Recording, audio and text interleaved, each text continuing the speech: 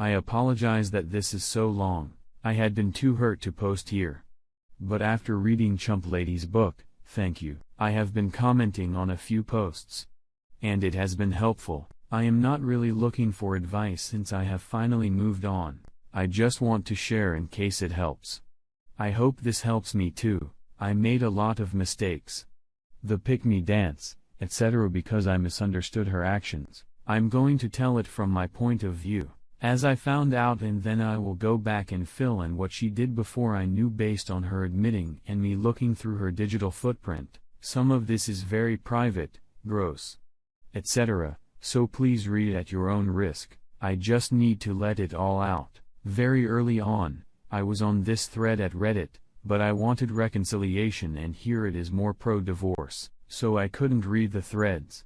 It hurt too much. I wish I had read the threads and had done the 180, etc. I couldn't then, which is okay. You can only do what you can do. I, male 44, moved to a new state before my senior year in high school. I met my wife, female, 44, a few weeks after school started. She was my first girlfriend and still my only kiss, sexual partner, relationship, etc. Within a few months, I was in love. It took her longer to fall in love, but I wasn't too worried. We dated for 8 years, but knew we'd marry after 2 years or so. We met when we were 17, so we wanted to be older and more mature when we got married. We were married 18 years and together for over 26. We had a successful and were able to move around the country as our business was home-based. My wife helped me, but she was mostly living off my work. I didn't mind. I was raised that the man should be the breadwinner. We had the normal ups and downs. Then in 2015, her mom got cancer and died the next year. Her dad dies 9 months later. Our business failed in late 2019, and we filed for bankruptcy in early 2020. I was pretty depressed through all of this. I was an IC for many years. The one thing I thought was good in my life was my marriage, but with our business not doing well, my wife got a job to help us. It was at a large retail store. She promoted up to manager. I gained 100 over the course of a few years. So now I am overweight, lost my business, and at the lowest point of my life when COVID ramped up and the lockdowns hit.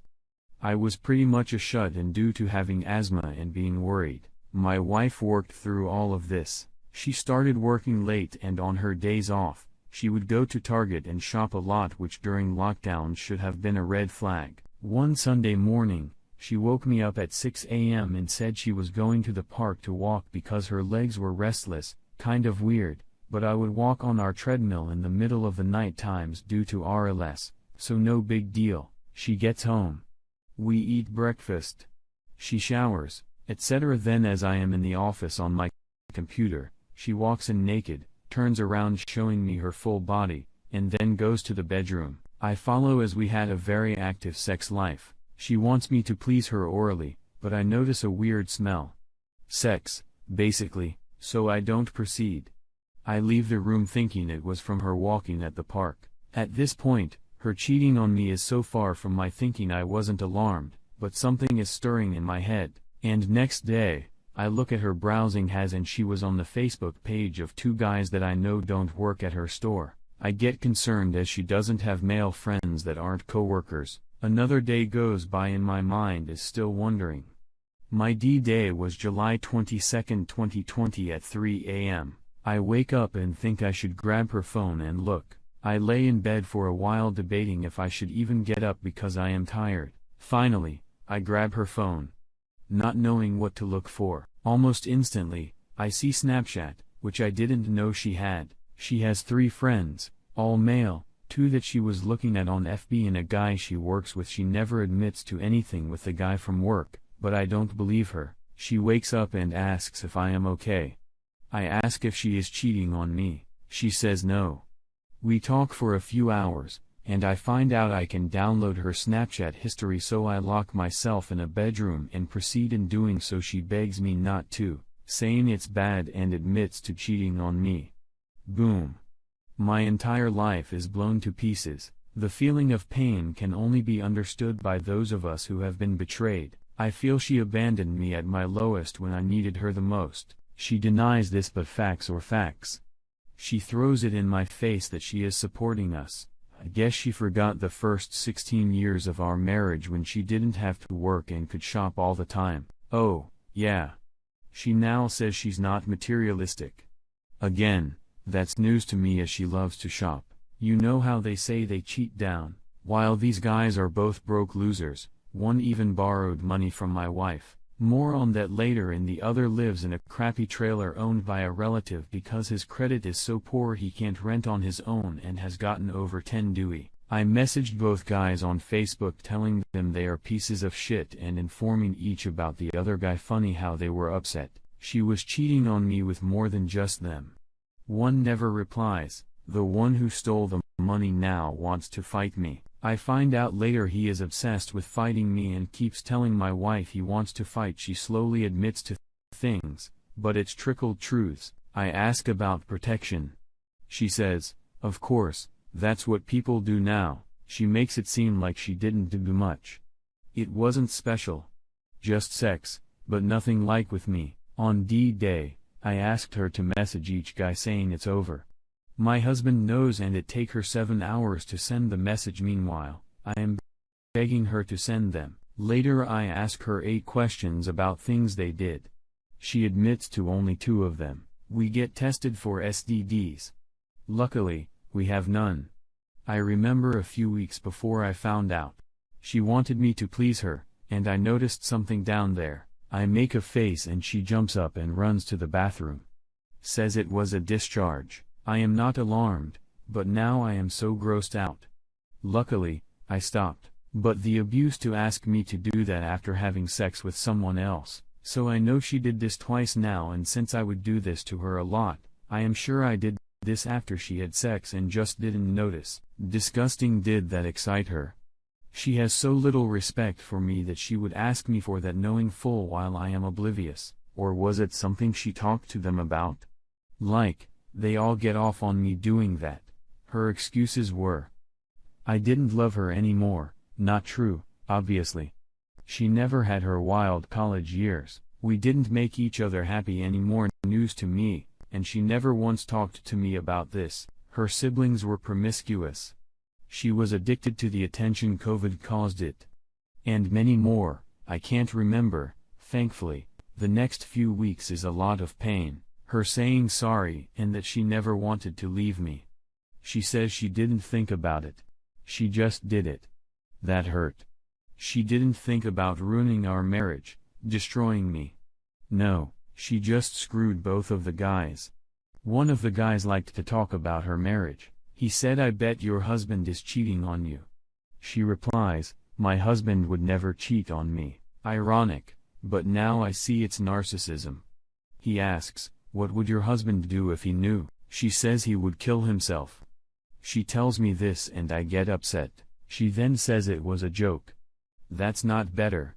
It's probably worse. She is joking about my suicide with a guy she is banging. She says my husband will never divorce me. After 2 weeks, I do decide to kill myself. I have been suicidal the past several years due to my depression. I was in IC for this. I write a note, take a picture and text it to her. She calls the cops. They find me, handcuff me and take me to the hospital. I am released. Over the next few months, I attempt to kill myself often. I Google how to do it. I always stop myself. Now I am glad I did. There is life after this. Turns out she did not cut contact with either guy. Luckily, one guy says best of luck, and as far as I know, they do not have contact. The other guy, she is in constant contact with, because she loaned him money and wants it back. I say let the money go. She says she can't. I say it's more than money. She denies. She doesn't know, but I have her Facebook password and I'm reading her messages to the money. He blocks her, but she remembers she has his phone number and texts him from work. They fight, and finally, he asks to fuck her again, and she says, maybe. I learned this because she brags to a friend on FB Messenger, and I read it. I immediately ask her if she is looking to fuck him again and she says, no, I tell her I saw her phone so she doesn't know I have her FB password and she admits. I punch a hole through bedroom door. She gives him until Friday to pay her back. Finally, after 6 weeks, he says he will not pay her back. She snaps out of her fog, says she feels free. It's at this point, looking back, I should have left probably on D-Day, but when your world collapses out of the blue, it's hard to just leave. We fight a lot the next 8 months. I keep finding more and more evidence and can't stop looking. She will only admit to what I prove, which keeps growing. She says all the right things, but I cannot accept what she does. But deep down, I know I can't live without her. We start MC. I tell therapists that we've been together 20 years, and after the appointment, she tells me she was annoyed because I said it with such pride. I just shook my head. I can't take MC because we have to talk about what she did. The physical stuff. We stop MC. A month later, I find her diary. Yes, she kept a diary with the dates. Which guy, what they did, and how much she liked it. Remember the 8 questions I asked about what they did? She lied about all 8. No surprise, really. Of course, protection was never used. Her diary confirms this. One guy did drugs with her in the apartment. She didn't seem to think this was a big deal. She was drinking at night after I went to bed, even though neither of drank. She loved to document where each guy used to come on her. One post said one of the guys was bigger than she was used to and that his dick satisfied her completely. He would make her orgasm and then let her settle down and then start again. That broke me. 26 years, and that's all she cares about. When I flipped out over all of this, she of course said I was more upset about that and not about helping her through this. I found out she took a pregnancy test, and she says it's because she knew she wasn't pregnant and just wanted to confirm. This was about 2 weeks before I found out. We were never able to have children, so the pregnancy test hurt me deeply. I'm still upset about that, to be honest. Turns out 2 weeks after I was in the hospital for my suicide attempt, she writes how she wants to fuck the guy who stole the money so badly, just one more time. She can't stop thinking about him, but to me, she is saying, sorry. It's over. She loves me. She wants our marriage. She is grateful I have not left. Now I know she didn't respect me. She thought I could never leave her and she could do whatever she wants, and I will always stay. She was probably right too, but the best is yet to come. Late March 2021, she says we need a trial separation. I agree to move to my brother's house, 8 hours away in another state for 2 to 3 months. The day of my move comes and I can't leave. I just can't. I unpack the truck. She absolutely flips out on me, mad that I am not leaving. I'm talking smashing potted plants into the ground, breaking anything in her path.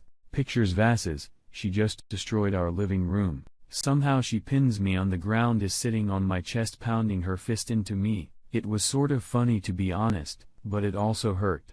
Eventually, I just get her off of me. I will say now I can see that she was upset. I was staying, and I was going to interfere with her plans to cheat again, but at point, I still think she has stopped cheating and wants to be with me. She calms down and says she's going to visit her sister for a few hours. I actually drove by a POS apartment because I had a feeling she might be there, but I don't see her car the next day. Sunday, everything seems to be okay. She says at least visit your brother for a few days and says maybe it's all we need. I agree. The day before I leave, she initiates sex, but stops suddenly. She has a look on her face that alerts me. I don't really think much, though. The next day I am in the shower getting ready to leave and it hits me. She cheated again, and that's why she didn't want to have sex the day before, because I would notice. I confront her, but she says no. But looking back now, the previous said when we thought about me not wanting to separate her the next day, Sunday, she must have cheated at some point in there. So I leave on a Tuesday. My birthday is Wednesday. We text, talk, FaceTime, every day. She says she misses me, loves me, wants me to be her husband. I go out for pizza with a childhood friend for my birthday. I am to call her when I leave, but she texts and says she is going to work out. Walk the dog, so can I call a little later? So I call later. I am driving home to my brother's house. We talk and I say how my friend talked to me, and I'd rather work on our marriage as I don't want anyone else. She asks if I am ready to put it all behind me. I say yes. I come home sad and for some reason, check her email. She deleted the email in her inbox, trash and all mail, but I check the important folder on my birthday at 7:37 p.m. She turns off her Find My iPhone and has sex with the guy who stole the money. This is when she texted that she has things to do, and can I call later? I now have my second D-Day. I text her, she's at work and say, how can you cheat on me on my birthday? She says we'll talk when she gets home. I decide to go to her work and I black out, screaming that she's a whore, etc. in front of her coworkers. Of course, I am the crazy husband now, and they can probably understand why she'd cheat on me. She comes home and we have a huge fight. She leaves with her sister and spends the night. We text each other throughout the night. I ask when she stopped being in love with me. She says she still is. 2 days later, I filed for divorce and moved to my brother's house a week later. I take both dogs. We have no kids and leave most of my possessions. Furniture, fridge, washer, dryer, treadmill, everything, because in my mind, I will come back eventually because we are meant to be together. She says before I leave that maybe we can find our way back to each other and remarry, but I would have to be okay with all the guys she's with while divorced. The next 8 months she texts, calls, FaceTime, and says she loves me. She's sorry, she misses me, but never that she wants me back. I ask her to stop saying I love you because really, how can she love me and do what she did? We are divorced, but I am convinced we will remarry due to what she says and that I still think we can work things out and start a new marriage. We meet up after 5 months for a weekend, visit halfway between where each lives. We kiss. I want to have sex. I know, wrong, because she is my only partner and I was raised to only have sex with your spouse. I just want to feel that connection. We start, but she stops me, says it was hard to resist me, and all I hear is but not hard to resist your boyfriends. That's when I called them. I leave and I'm a wreck for a week. Slowly, I get better. We still talk and text a lot.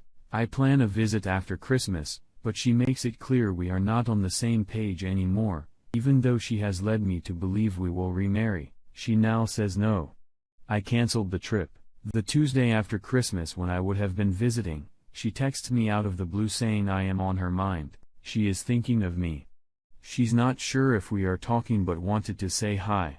I ignore her. I finally come back to Reddit and start to read the threads. I read Chump Lady's book. My mind flips. I now cease all contact and feel good about never talking to her again after reading the book. I can see she did all the cheater things. She's not special, she's just basic, shallow, and put the attention she received before our marriage and couldn't care less about destroying me. After 10 days, she texts me again saying I just wanted to say hi. That's all. I am sure that's not all. Then a week later, she texts to ask how am I doing? Most recently, she called me 2 days ago, but I ignored. I know I should block her but can't yet, but I haven't contacted her in 36 days now. I guess she has maxed out her credit cards and is having trouble financially. I am now working a job I like and have started another business. I am at square one, but feel I am on the road to happiness. Even if I never meet anyone else, I wish I had left right away. I couldn't. We can't change the past. So whatever stage you are in, it's okay. You will figure it out as you go. You can find peace in divorce. I am so much better off not having to worry every day and constantly check her phone, computer, etc. in order to catch her. She can do what she wants now. She can't of me. It may not matter to her. That's okay. I felt I was losing, but now I see I won. Cheaters lack integrity, morals and character. It's hard to understand if you were not like that. I thought, oh, she made a mistake, but she wants our marriage. Turns out when she started flirting and then her affairs, she gave up on the marriage. I thought we were on the same team, and that's why I stayed and waited for her to wake up and realize I am what she wants. Once they cheat, you are not on the same team anymore. That's hard to accept, but it's the truth. I wonder if she ever cheated before in our 26 years together. We worked from home for a long time, so she was with me a lot, and I don't know how she would have met someone. I guess that will remain a mystery, and I don't really care anymore. The thing I learned is watch their actions, not what they say. She love-bombed me, and I was dumb enough to believe it all the while she was still doing things behind my back. She thinks I held on for so long because she is something special, but the truth is I am loyal to Loyal, obviously, and it's more my loyalty that made me hold on and not that she's special. She's not. She's trash. I probably left out about half the details as I am slowly forgetting them, thankfully. The hardest part was coming to terms with the fact that the most important person in your life the past 26 years was in fact somebody you didn't even know headed.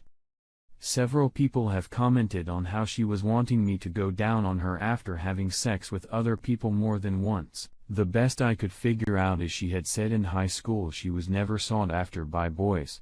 Forget for a second that I met her in high school, and I think she liked that apparently men wanted her so badly now. Like she got off on the fact that I would want to be with her after she had just been with someone else. But of course, I had no idea, so she must have warped it in her mind that she was something quite special, just my theory anyway. I know it doesn't matter anymore. Headed to 221,022, I thought I'd mention since there have been a few comments. Almost immediately after D-Day, I started working out. For the first 20+ years of our relationship, I worked out almost daily, but when my depression started and being on antidepressants, I stopped working out. So of the 100 pounds I gained, I have now lost over 80 pounds, and I'm in great shape. I even have abs now since I found out my ex-wife liked those. I know I should do it for me, and now I am. But the fire burning in me for a while was she left me at my mental and physical lowest point, so I am going to show her. I mentioned we met 5 months post-divorce for a weekend visit, and my goal was to be in great shape by then, and I was. But now I am doing this for me. I don't even think about her much at the gym now. She did text me 2 days ago on our oldest dog's birthday. She said she knows she doesn't have the right to ask, but could I give our dog a kiss from her for her birthday? I kept no contact and ignored her.